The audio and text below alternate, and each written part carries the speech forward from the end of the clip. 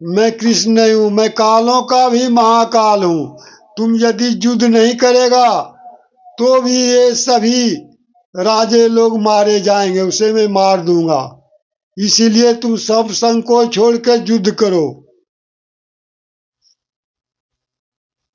नाम तुम्हारा होगा। तुम ये कर्म करो। और उसे कर्म जाल में फंसाया।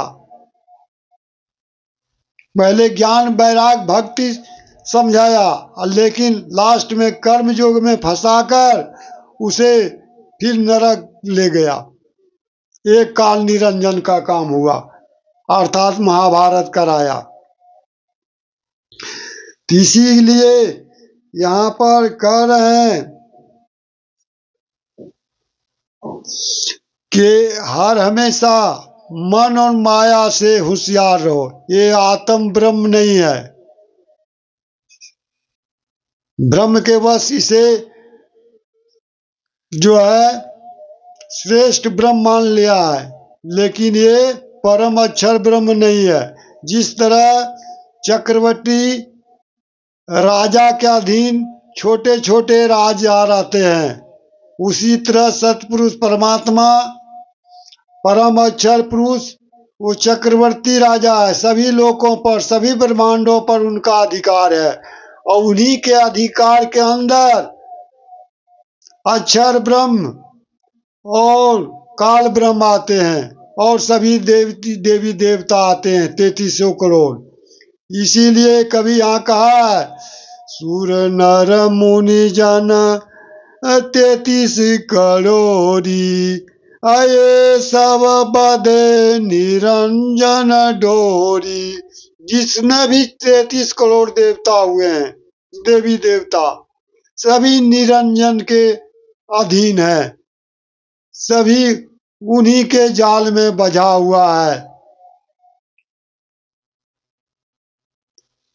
और निरंजन भी सतपुरुष परमात्मा परम अक्षर ब्रह्म के अधीन है। तो सबसे श्रेष्ठ परम अक्षर ब्रह्म है। इसीलिए गीता में श्री कृष्ण अर्जुन को कह रहा है, हे अर्जुन, जो भूत को पूजता है वो भूत बनता है, अर्थात भूत लोक जाता है।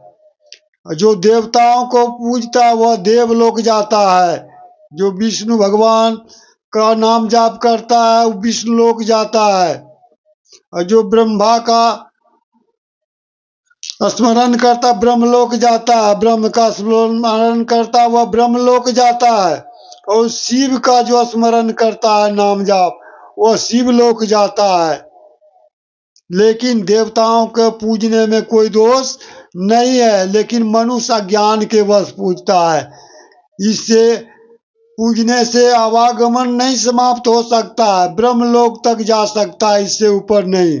सतपुरुष परमात्मा का परम सनातन धाम नहीं जा सकता है।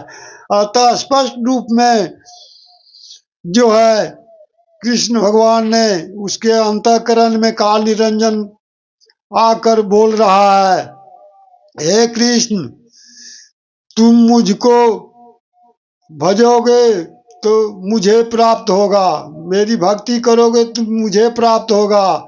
लेकिन सबसे श्रेष्ठ सतपुरुष परमात्मा की भक्ति कर, परमात्मा की, परम अक्षर ब्रह्म की भक्ति कर। इसके लिए कोई तत्वदर्शी संत के चरण गहो, जाकर उससे तत्व ज्ञान का शिक्षा लो, तभी तुम्हारा आवागमन समाप्त होगा, अर्थात उसका सनातन धाम उसे प्राप्त होगा तुम्हें। अर्थात ये स्वयं बोल दिए कि कोई तत्वदर्शी संत के समीप जाओ तभी कल्याण होगा, और जाकर तत्व ज्ञान का, परम तत्व का ज्ञान का दीक्षा लो, और उनके बताए हुए नियम के अनुसार, नामों के अनुसार जो है जाप करो, तभी परम सनातन धाम प्राप्त होगा और आवागमन से मुक्त होगा। इसीलिए ये मन जो है भूत के समान है, तो मन को यानी निरंजन को पूजने से भूत ही बनेगा, अर्थात आवागमन में ही रहेगा।